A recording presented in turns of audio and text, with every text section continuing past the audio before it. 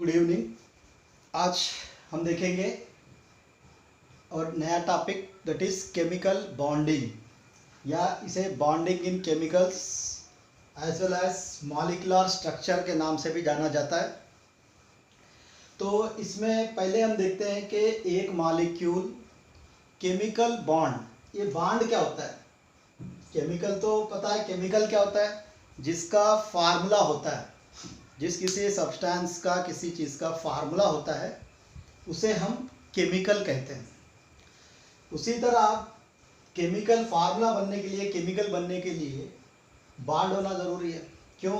समझो कोई एटम, हम पीरियाडिक टेबल का टॉपिक पढ़े थे प्रीवियस टॉपिक्स में, तो हमने बताया कि 118 एलिमेंट्स अभी तक जाने गए हैं पीरियाडिक टेबल में। इस 118 एलिमेंट्स को अगर हम देखा जाएगा तो 118 एलिमेंट्स में सारे एलिमेंट्स ऑर्डिनरी स्टेज में स्टेबिलिटी नहीं रहते हैं। वो ऑर्डिनरी स्टेट में अपने अपने फॉर्म में अलग अलग रहते हैं। कोई मोस्ट स्टेबल रहता है, कोई अनस्टेबल रहता है, कोई लिक्विड स्टेट में रहता है, कोई अपने अपने प्रॉपर्टी स्टेट्स में रहता है। कोई तो आसानी से इलेक्ट्रॉन खोने के लिए रेडी रहता है, कोई इलेक्ट्रॉन आसानी से लेकर, इस तरह के एलिमेंट हर कोई मिलते हैं। कोई कंबाइंड फॉर्म में ही मिलता है, हमको उसको सेपरेट करना पड़ता है। तो इन सब को हम केमिकल्स कहते हैं, जो कंबाइंड फॉर्म में सब में मिलते हैं। तो अगर हम एलिमेंट की बात करेंगे एलिमेंट्स में, तो एलिमेंट्स के अंदर हर एलिमेंट अपनी अपनी एलिमेंटल फॉर्म में तो स्टेबल नहीं होता है, वो अपने मॉलिक्यूलर फॉर्म में स्टेबल होता है।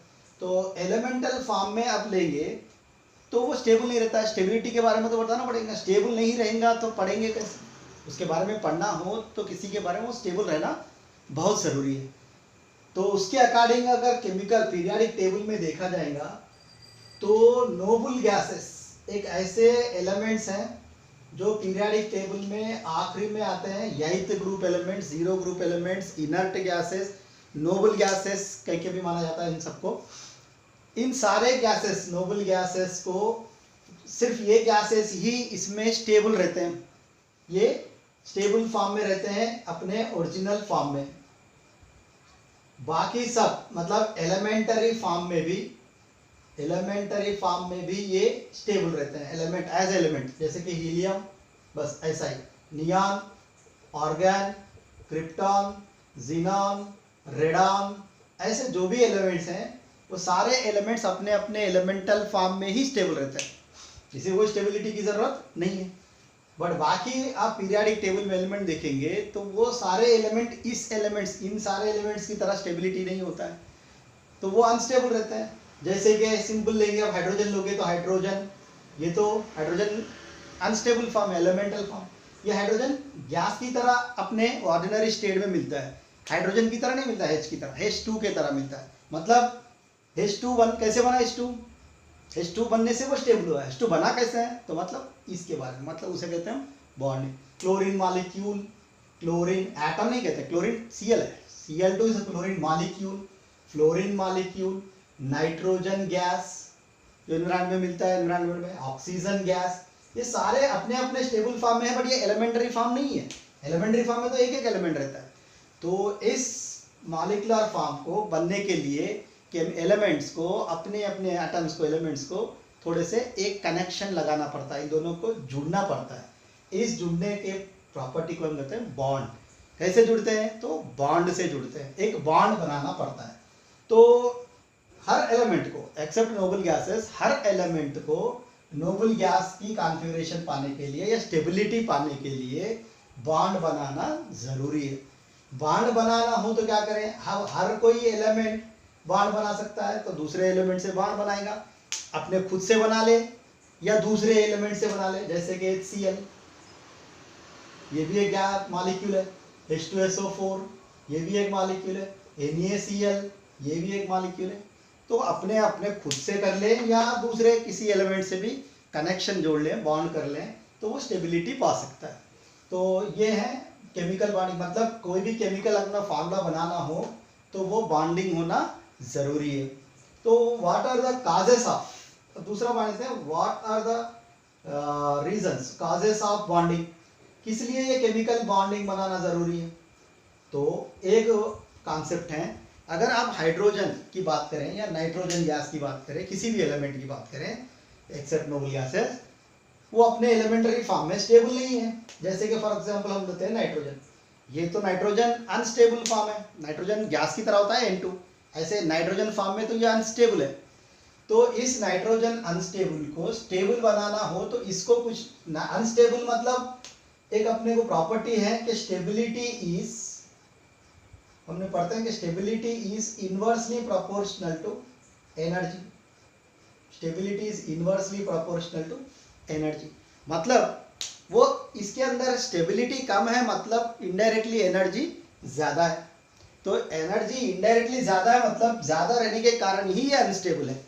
तो एनर्जी ना होने के कारण, इसमें कोई ऐसी स्टेबिलिटी बॉन्डिंग एनर्जी ना होने के कारण ये अलग अलग से हाई एनर्जी में घूम रहा है, हाई एनर्जी की तरह रह रहा है एलिमेंट।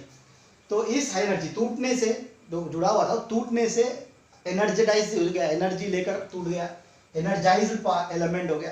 तो इस एनर्जाइज्ड एलिमेंट को हमको क्या करना पड़ेगा, स्टेबल कंपाउंड की तरह फॉर्म करना पड़ेगा। तो उसके लिए what is the reason for bonding, to minimize the energy, to minimize their energies, elements will combine with each other, similar elements या अदर एलिमेंट्स, इन दोनों से कनेक्ट होंगे और ये एलिमेंटल फॉर्म्स मॉलिक्यूलर फॉर्म में कन्वर्ट हो जाएंगे। कार्बन जैसे कि nitrogen chlorine, chlorine chlorine chlorine gas बन जाएगा, हाइड्रोजन हाइड्रोजन हाइड्रोजन गैस बन जाएगा इस तरह, या HCl मिलकर HCl बन जाएंगे, NaCl बनकर NaCl बन जाएंगे इस तरह। टू मिनिमाइज द एनर्जी, ये फर्स्ट रीजन है कि एनर्जी को अपने अंदर जो अनस्टेबल फॉर्म की जो एनर्जाइज थी उस एनर्जी को कंट्रोल करने के लिए, एक मिनिमम लेवल को लाने के लिए वो स्टेबिलिटी को, बॉन्डिंग को फॉर्म करते हैं। ये पहला रीजन है। अब दूसरा रीजन देखते हैं क्यों ये स्टेबिलिटी पाना चाह रहे हैं।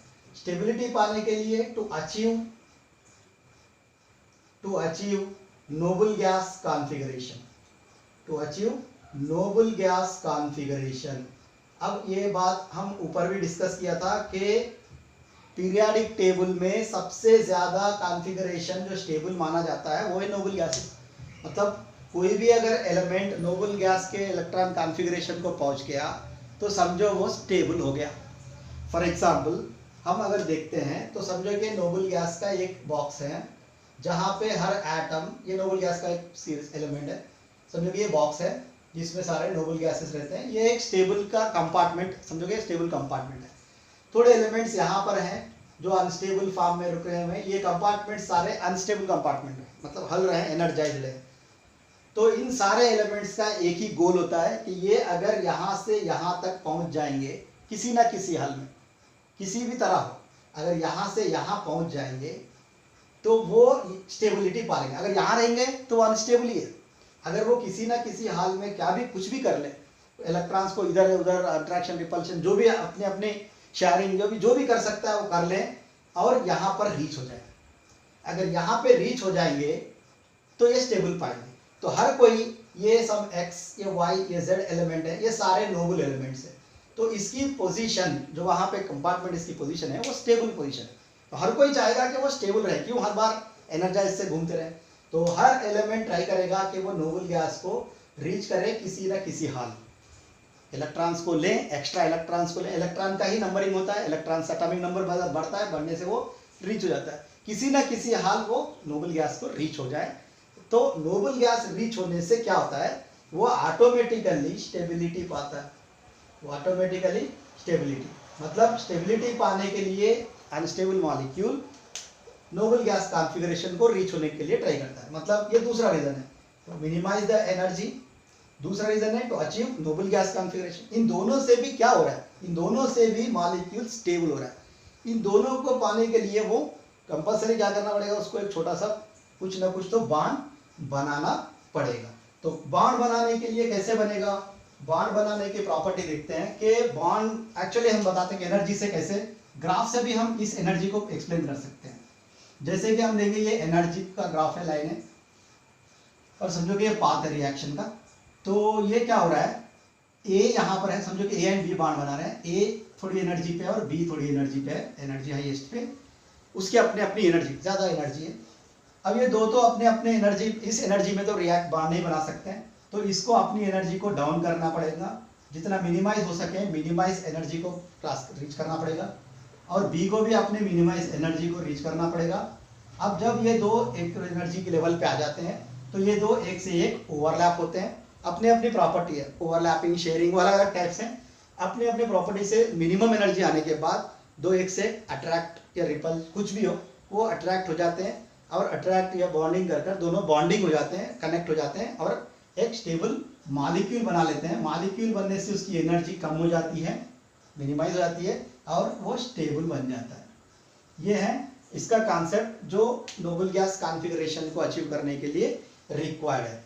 अभी दूसरे देखते हैं कि सभी एटम नोबल गैस को रीच होकर कॉन्फ़िगरेशन को रीच होने के बाद क्या करते हैं, क्यों हर कोई नोबल गैस को रीच होकर ही क्यों स्टेबल हो रहा है, ऐसी कोई थोड़ी सी डिस्कशंस करते हैं कि क्यों ये नोबल गैस को रीच होने के बाद ही स्टेबल हो रहा है। तो इसके बारे में डिस्कस करना हो तो हमको एक रूल फॉलो बताना पड़ेगा कि हर एटम को ऑक्टेट रूल, ऑक्टेट कॉन्फ़िगरेशन, इसको हम ऑक्टेट रूल भी बताते हैं, ऑक्टेट कॉन्फ़िगरेशन को रीच होना पड़ेगा। ऑक्टेट कॉन्फ़िगरेशन क्या होता है? ऑक्टेट मतलब होता है नंबर 8, हर किसी को 8 नंबर को रीच करना पड़ेगा। 8 मतलब ऑक्टेट रूल क्या है? The number of the element which contains 8 electrons in their outermost shell, इसके अंदर outermost shell is stable। इस 8 इलेक्ट्रॉन्स को, मतलब ये आउटर मोस्ट में 8 इलेक्ट्रॉन आएंगे तो ही वो स्टेबल होगा, जो अब तक हम बात कर रहे थे। तो स्टेबिलिटी पाने के लिए 8 इलेक्ट्रॉन्स चाहिए आउटर में, इस 8 को ही हम ऑक्टेट रूल कहते हैं। जो भी एलिमेंट ऑक्टेट रूल को फॉलो होगा वो स्टेबल हो जाएगा। तो ऑक्टेट रूल के अंदर जब देखते हैं तो फॉर एग्जांपल ये outermost electron, outermost shell क्या होता है?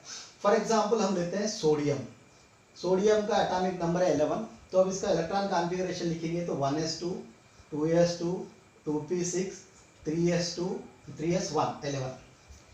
तो ये सारे इनर है 1s। अगर इसकी स्ट्रक्चर देखा जाएगा तो ये न्यूक्लियस है इसके अंदर का, ये फर्स्ट शेल है, ये सेकंड शेल है और ये थर्ड शेल है। फर्स्ट शेल में 2 इलेक्ट्रॉन है, सेकंड शेल में 6 इलेक्ट्रॉन, 6 प्लस 2 8 इलेक्ट्रॉन है, और इसके अंदर 1 इलेक्ट्रॉन है। अब ये आउटर मोस्ट कौन सा है? ये आउटर मोस्ट है, राइट। तो आउटर मोस्ट इलेक्ट्रॉन में सिर्फ एक ही है, इससे स्टेबल होता है क्या? नहीं होता है। तो इसको आउटर मोस्ट पाने के लिए स्टेबिलिटी चाहिए। अब दूसरा एलिमेंट देखते हैं, सपोज Cl का नंबर है 17। अगर आप 17 देखोगे तो 1s2 2s2 2p6 3s2 3p5 17 number है, मतलब ये आउटर मोस्ट है। क्लोरीन का ये न्यूक्लियस है तो 1 में 2 इलेक्ट्रॉन, 2s2 8 इलेक्ट्रॉन, 3s में आकर 7 इलेक्ट्रॉन है, मतलब इसमें 1 इलेक्ट्रॉन कम है। तो ये इसका आउटर इलेक्ट्रॉन है, ये इसका आउटर है। अगर ये outermost orbit shell 8 electron reach कर लेगा और ये आउटर मोस्ट ऑर्बिट भी 8 इलेक्ट्रॉन को रीच कर लेगा तो दोनों भी स्टेबल हो सकते हैं। तो इसके लिए क्या करेंगे? सोडियम अपना 1 इलेक्ट्रॉन को खोएगा, इससे Na+ बन जाएगा। 1 इलेक्ट्रॉन खोने से क्या होता है? ये इलेक्ट्रॉन यहाँ से हट जाएगा, इसके कारण ये आउटर हो जाएगा अभी, क्योंकि ये है ही नहीं, चला गया है। ये आउटर मतलब आउटर में 8 इलेक्ट्रॉन आ गए, स्टेबल हो गया। अब ये क्या करेगा? उस 1 इलेक्ट्रॉन को ये रीच कर ले, अट्रैक्ट कर लेगा, तो इसमें से फिर ये क्या करेगा? क्लोरीन Cl अट्रैक्ट कर माइनस चार्ज आएगा, और इस माइनस चार्ज से इससे भी एक प्लस इलेक्ट्रॉन हो जाएगा, और 8 इसके अंदर भी 8 आउटर मोस्ट इलेक्ट्रॉन्स आ जाएंगे। दोनों 8 कॉन्फ़िगरेशन से स्टेबल हो जाएंगे, इसे हम स्टेबल मॉलिक्यूल कर देंगे, दोनों एटम भी स्टेबल हो जाएंगे और दोनों मिलकर NaCl एक मॉलिक्यूल बनाएंगे। अगर NaCl मॉलिक्यूल बनता है तो ही स्टेबल है, Na+ भी स्टेबल नहीं है क्योंकि वो लूज इलेक्ट्रॉन हुआ है, तो उसको किसी को गेन करना है और गेन कर दोनों को बॉन्ड बनाना है, तभी ये जाकर स्टेबल होगा। इस तरह जो भी एटम ऑक्टेट रूल, हर एलिमेंट जो भी मॉलिक्यूल में, हर एलिमेंट में अगर 2 भी इलेक्ट्रॉन, जो एलिमेंट हैं 2 हो या 3 हो, कितने भी एलिमेंट हैं, हर एलिमेंट अगर ऑक्टेट रूल को, ऑक्टेट आउटरमोस्ट में 8 इलेक्ट्रॉन रहते हैं तो वो मॉलिक्यूल स्टेबल है। ऐसे और एक एग्जांपल देखते हैं, मैग्नीशियम ऑक्साइड। अगर हम मैग्नीशियम ऑक्साइड की बात करते हैं तो मैग्नीशियम ऑक्साइड, मैग्नीशियम का नंबर है 12। 12 मतलब आउटरमोस्ट इलेक्ट्रॉन, आपको इसका अगर इलेक्ट्रॉनिक कॉन्फ़िगरेशन लिखा जाएगा 1s2 2s2 2p6 3s2 है, जो कि 2 का मास 8 का मास 2 माना जाता है। ये आउटरमोस्ट है जिसके अंदर 2 है, ये इनर है। अगर आप ऑक्सीजन की बात करते हो तो इसका नंबर 8 है, तो 1s2 2s2 2p4 है, 2p4, ये 2 और ये 6 है, तो इसके आउटर में 6 है, तो इसमें 2 कम है और इसमें 2 ज़्यादा है। तो क्या करेंगे, 2 म्यूचुअली एक से एक बॉन्ड शेयरिंग कर लेंगे, मतलब ये इलेक्ट्रॉन लूज होगा और ये इलेक्ट्रॉन गेन कर लेगा, तो ये आउटर मोस्ट से 2 लूज होकर ये कट जाएगा, Mg+2 हो जाएगा, वो भी अनस्टेबल है। वो 2 इलेक्ट्रॉन को ये ले लेगा क्योंकि इसमें 2 कमी है, तो ऑक्सीजन 2 इलेक्ट्रॉन्स को ले लेगा और ये भी +2 से मिलकर ऑक्टेट हो जाएगा। ये भी ऑक्टेट है और ये भी 8 इलेक्ट्रॉन्स है, इसमें भी अंदर भी 8 इलेक्ट्रॉन्स हैं आउटर मोस्ट में, और ये 2 एक से एक बॉन्ड बनाएंगे और मैग्नीशियम ऑक्साइड बनेगा। इसमें मैग्नीशियम ऑक्साइड में मैग्नीशियम में भी 8 इलेक्ट्रॉन है और आउटर मोस्ट में कैल्शियम में भी 8 इलेक्ट्रॉन है।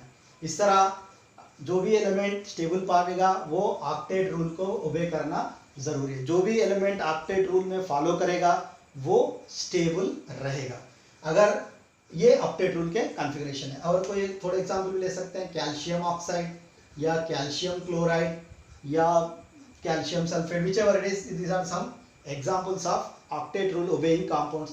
या अमोनिया, अब आप बात करते हो तो अमोनिया, इसके तो 7 है और ये 3 इलेक्ट्रॉन इससे लेता है, तो आउटर मोस्ट में 7 नहीं है, 7 में आउटर मोस्ट में सिर्फ इसको 5 ही रहते हैं, और ये 3 हाइड्रोजन से ले रहा है तो ये मिलके 8 हो जाएंगे।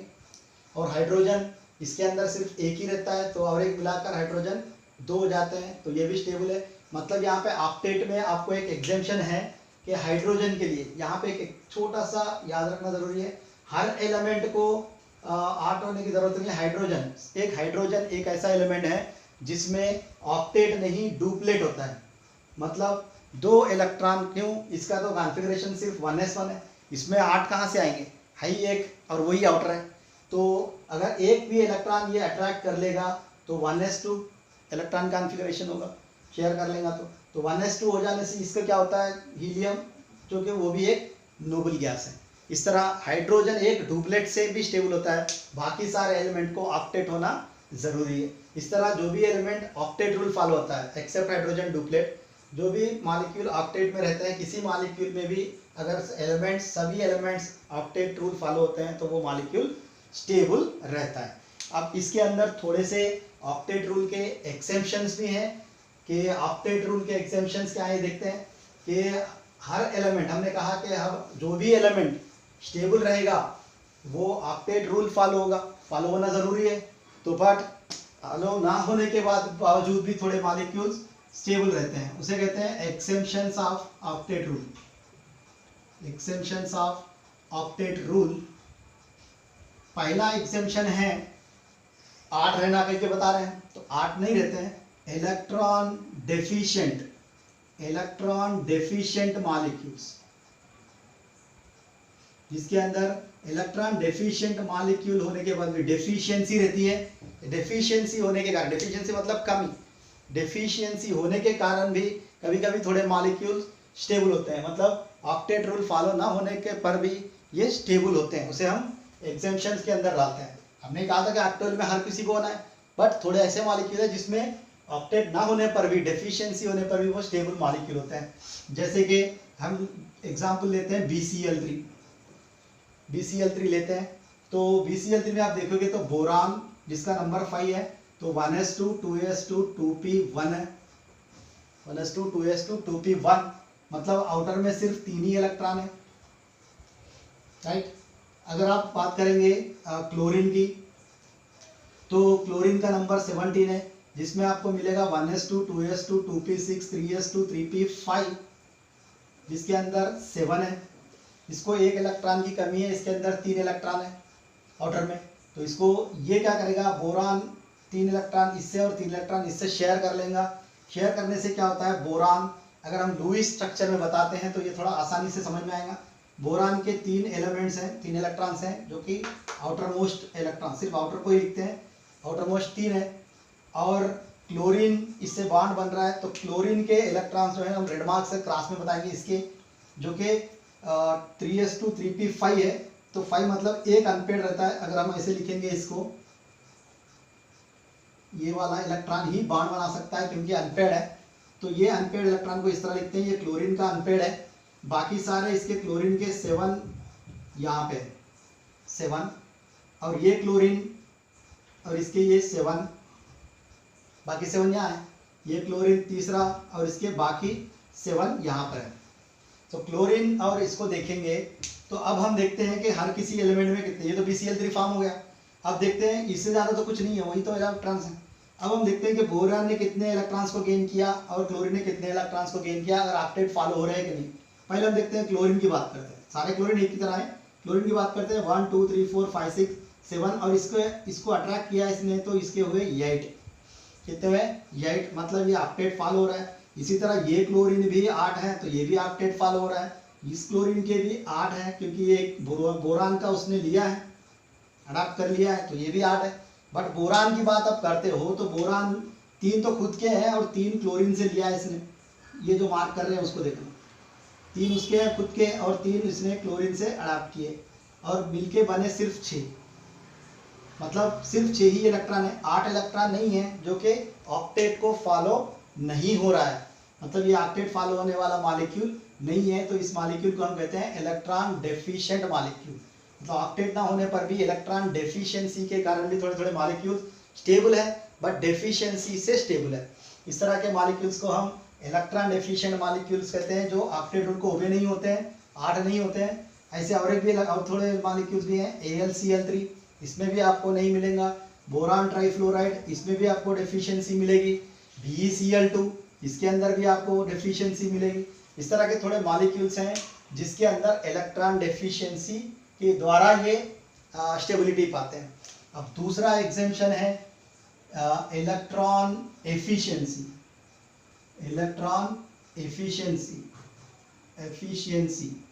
मतलब एक्सपैंड ऑक्टेट भी कहते हैं इसको। एक्सपैंड ऑक्टेट मतलब ऑक्टेट से ज्यादा, यहाँ हमने कहा कि ऑक्टेट से कम, अब ये है ऑक्टेट से ज्यादा वाले भी होते हैं। जैसे कि ऑक्टेट से ज्यादा वाले के अंदर अब हम सब सिर्फ एग्जाम्पल बताने से ही पता चलता है।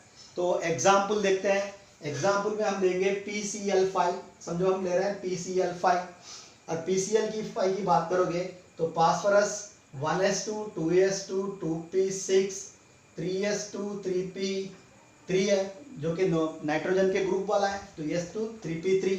अब इसके 3p है तो इसके अंदर थोड़े 3d भी रहेंगे, बट 0 रहेंगे, 3d भी रहेगा। तो ये इसका कॉन्फ़िगरेशन है कि ये 2 इलेक्ट्रॉन और ये 3 अपने p वाले इलेक्ट्रॉन, अगर चाहे तो ये d में भी जा सकता है। ये इसकी खासियत है कि d भी है तो वो जा सकता है। अब देखते हैं क्लोरीन जो 17 है, जो अब यहीं तक बताया हमने कि ये 1s2 2s2 2p6 3s2 3p5 है, जिसके अंदर एक इलेक्ट्रॉन की जरूरत दे सकता है वो, और शेयर कर सकता है, एक ही जरूरत है 7 है। ठीक है, तो इसमें इसी तरह वो एक इससे बॉन्ड बना सकता है। तो अब हम इसको भी थोड़ा सा लुईस डॉट में बताएंगे। फास्फोरस को सेंटर में लेते हैं। फास्फोरस में कितने थे? 2s2 3s2 and 3p3, 3s2 and 3p3, जो कि 5 है। अब ये थोड़ा सा रीअरेंज करेगा, हमने कहा कि डी में भी जा सकता है, तो ये थोड़ा सा रीअरेंज करेगा क्योंकि 5 Cl आ रहे हैं, तो या तो बनाने के लिए बॉन्ड सिर्फ 3 ही बॉन्ड अनपेड है इलेक्ट्रॉन्स जो बॉन्ड बना सकते हैं, तो थोड़ा सा इसमें अंदर थोड़ा सा एक्साइटेड स्टेट में जाएंगे, इससे ये डी इलेक्ट्रॉन इसमें डी में चला जाएगा, एक इलेक्ट्रॉन एक्साइटेड में, तो P को 5 अनपेड इलेक्ट्रॉन बना सकते हैं। ये नाइट्रोजन को नहीं मिलेगा नाइट्रोजन ग्रुप में, क्योंकि नाइट्रोजन में डी नहीं होता है। नाइट्रोजन के बाद P, फास्फोरस, आर्सेनिक, एंटीमनी में ये पॉसिबिलिटीज हैं। तो 5 अपने अपने इलेक्ट्रॉन्स को अनपेड बना लिया है क्लोरीन ने, फास्फोरस ने। अब एक एक अनपेड को एक एक क्लोरीन आकर अपना अपना इलेक्ट्रॉन की योगदान करेगा, क्योंकि इसके अंदर 7 है, ये 7 देगा। क्लोरीन ने अपने अपने 7 दे दिए हैं, यहाँ पे भी क्लोरीन अपना 7 दिया है। 5 क्लोरीन अपने अपने 7 इलेक्ट्रॉन्स, इसको 7 इलेक्ट्रॉन छोड़कर एक जो अनपेड है उसको उसने लेकर 8 ऑक्टेट बना लिया है। तो अब आप क्लोरीन की बात करोगे तो क्लोरीन में क्लियरली दिख रहा है कि यहाँ पे हर क्लोरीन अपने अपने 8 इलेक्ट्रॉन बना रहा है, 6-7 खुद के और एक फास्फोरस, तो मतलब 8 इलेक्ट्रॉन तो इसके हो गए।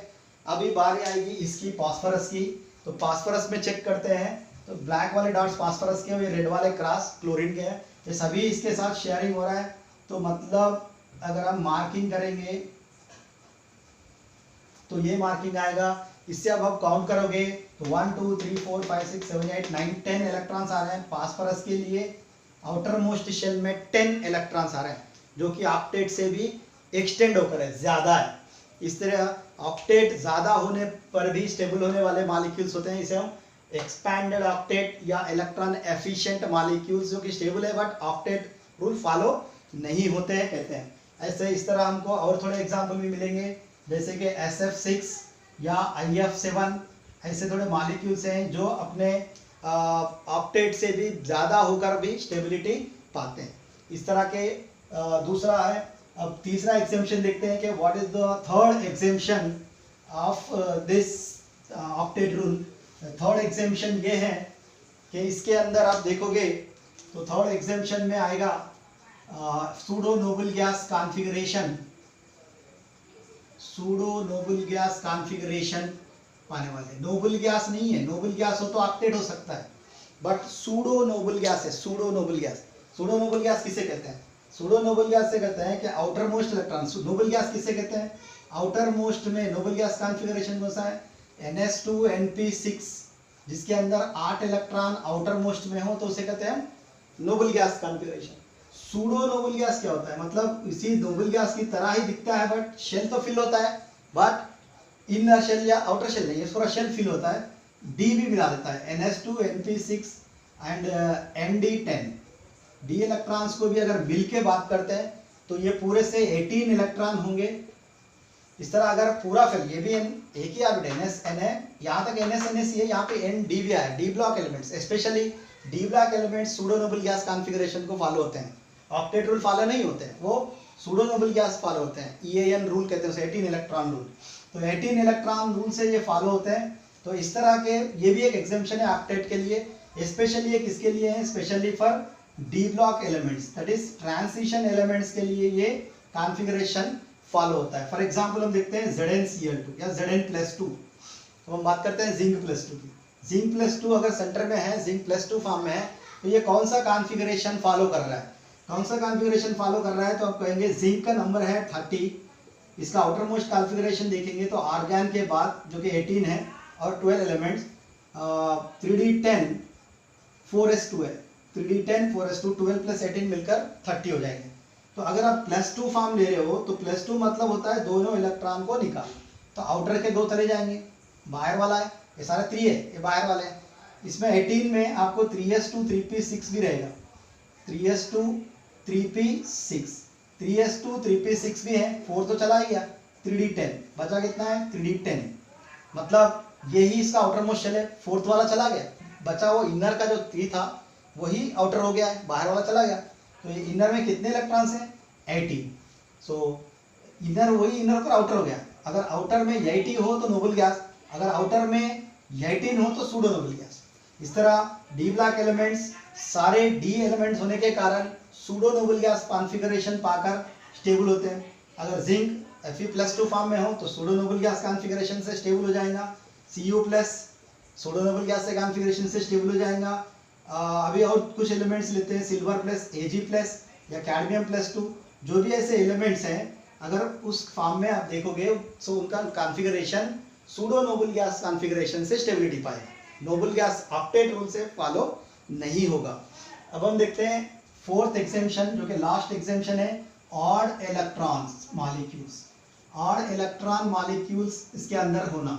ऑड इलेक्ट्रॉन मॉलिक्यूल्स मतलब हमने अब तक इवन बताया था, 8 आउटर में ऑड होना, 8 10 8 18 ऐसे ही बात कर रहे हैं, बट ऑड भी इलेक्ट्रॉन हो सकते हैं, फिर भी वो स्टेबल हो सकता है। जैसे कि फॉर एग्जांपल हम लेंगे NO। अगर आप NO की बात करोगे तो nitrogen 1s2 2s2 2p 1s2 2s2 2p3 है, जिसके अंदर 5 इलेक्ट्रॉन्स हैं। और ऑक्सीजन आप लोगे तो ऑक्सीजन 1s2 2s2 2p4 है, जिसके अंदर 6 इलेक्ट्रॉन्स है आउटर में। अगर ये दे सकता है इन दोनों के बीच में बॉन्ड होगा तो ये दो ही अनपेड इलेक्ट्रॉन्स हैं इसके अंदर जो बॉन्ड कर सकते हैं। बाकी दो तो पेड है, 2p4 में तो पेड है, बाकी दो ही इसमें बॉन्ड बना सकते हैं। और इसमें 3 अनपेड है, हालांकि वो 3 बना सकते हैं। 3 बनाने के लिए ऑक्सीजन में तो 3 है ही नहीं, तो एक ही है, तो हमने भी एक ही लिया है। तो जब ये बॉन्ड फॉर्म करेगा तो नाइट्रोजन और ऑक्सीजन से जब बॉन्ड बनेगा, दोनों के बीच में जब बॉन्ड बनेगा तो इसके अंदर नाइट्रोजन और ऑक्सीजन में बॉन्ड बनाते हैं। नाइट्रोजन में सिर्फ क्या है, एक इलेक्ट्रॉन, 3 इलेक्ट्रॉन है, एक पेड़ है, छोड़ो एक ये है।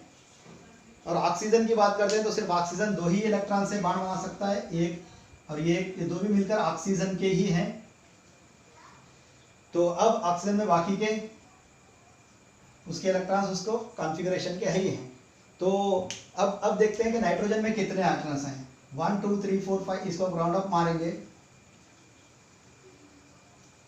1 2 3 4 5 खुद के हैं, 2 इसने लिया, मतलब पूरे मिलकर 7 इलेक्ट्रॉन्स हुए। नाइट्रोजन के आउटर मोस्ट ऑर्बिट में कितने इलेक्ट्रॉन्स हुए मॉलिक्यूल बनने के बाद? सिर्फ 7, जो कि ऑड इलेक्ट्रॉन्स हैं। ऐसे भी NO2 भी ऐसा ही एक एग्जाम्पल है। NO2 अगर NO2 बनाता है तो और एक इसके अंदर आएगा। NO2 मतलब नाइट्रोजन के साथ जो बॉन्ड बनाने में वाले इलेक्ट्रॉन्स हैं उसमें ऑक्सीजन 2 बनाएगा। तो 2 बनाएगा तो क्या होगा, 2 ऑक्सीजन रहेंगे। तो इससे आपको एक ऑक्सीजन 2 दे रहा है। तो एक नाइट्रोजन के 5 इलेक्ट्रॉन है प्लस एक ऑक्सीजन 2 दे रहा है। तो मतलब 2 2 + 2 + 2 4 हो जाएंगे। तो ऑक्सीजन से 2 लिया इसने, 4, 2 ऑक्सीजन से 4 और इसके खुद के 5, मतलब 9 इलेक्ट्रॉन्स। मतलब नाइट्रोजन NO2 के अंदर, इसके अंदर नाइट्रोजन में सिर्फ 7 और इसके अंदर NO2 के अंदर सिर्फ 9 इलेक्ट्रॉन्स ही रहेंगे। मतलब 7 और 9 दोनों इलेक्ट्रॉन्स भी ऑड इलेक्ट्रॉन्स ही है, इसीलिए इस तरह के मॉलिक्यूल्स को ऑड इलेक्ट्रॉन मॉलिक्यूल्स माना जाता है। ये है बेसिक बॉन्डिंग बनाने के लिए बेसिक इंफॉर्मेशन है। कोई भी मॉलिक्यूल कैसे स्टेबल होता है, किस तरह स्टेबल होने का है। अब ये टॉपिक है, ऑक्टेट बनाएगा तो स्टेबल है, नहीं बनाने पर भी थोड़े से इसके अंदर एक्सेप्शन है। ज़्यादा से ज़्यादा मॉलिक्यूल ऑक्टेट ही बनाकर स्टेबिलिटी पाते हैं। थोड़े ऐसे मॉलिक्यूल्स हैं जो ट्रांजिशन एलिमेंट्स और थोड़े से डेफिशिएंट मॉलिक्यूल्स जो कि डी ब्लॉक एंटर होने से एफिशिएंसी हो जाती है। ऐसे थोड़े एग्जेम्पशन मॉलिक्यूल्स हैं जो ऑक्टेट ना पाने के पर भी स्टेबल हो सकते हैं। अब दूसरा टॉपिक देखेंगे हम इसके बाद का, वो है केमिकल बॉन्ड। हमने जो मेजर रखा था केमिकल बॉन्ड, केमिकल बॉन्डिंग में कितने टाइप्स ऑफ बॉन्ड्स होते हैं। अगर केमिकल बॉन्ड किसे कहते हैं, वो एक केमिकल बॉन्ड क्या है, बॉन्ड मतलब सिर्फ attraction between the atoms. 2 atoms एक से एक अट्रैक्ट होकर बाउंड होने वाले प्रॉपर्टी को हम कहते हैं केमिकल बॉन्ड। तो सिर्फ एक अट्रैक्शन प्रॉपर्टी है, ये attraction between the 2 atoms is called form a chemical bond. So chemical bonds different types होते हैं। Chemical bond depending upon the approach, कैसे अप्रोच हो रहा है। ऐसे ही खाली हल्के आ रहा है, स्टेबिलिटी के कारण आ रहा है और जा रहा है, तो वो हल्का वीक है। अगर वो स्टेबिलिटी पाने के लिए खुद होकर आ रहा है कि हाँ हमको बनाना ही है, स्टेबल बनना ही है और स्टेबल रहना ही है, तो ऐसे वाले बॉन्ड स्ट्रांग होते हैं। तो इस तरह केमिकल बॉन्ड 2 तरह के होते हैं, एक है स्ट्रांग बॉन्ड्स और दूसरे होते हैं वीक बॉन्ड्स। एक स्ट्रांग बॉन्ड्स और दूसरे होते हैं वीक बॉन्ड्स। स्ट्रांग बॉन्ड्स के अंदर हमको फिर से 4 तरह के कैटेगरीज मिलेंगे। स्ट्रांग बॉन्ड में कौन से बॉन्ड आएंगे, आयनिक बॉन्ड आएगा, स्ट्रांग बॉन्ड के अंदर कोवालेंट बॉन्ड आएगा, स्ट्रांग बॉन्ड के अंदर कोऑर्डिनेट बॉन्ड आएगा, ये भी एक स्ट्रांग बॉन्ड है, और कोऑर्डिनेट 4th वन आएगा मेटालिक बॉन्ड। ये 4 बॉन्ड आपको स्ट्रांग बॉन्ड के अंदर माने जाते हैं जिसमें स्ट्रांग बॉन्डिंग होती है।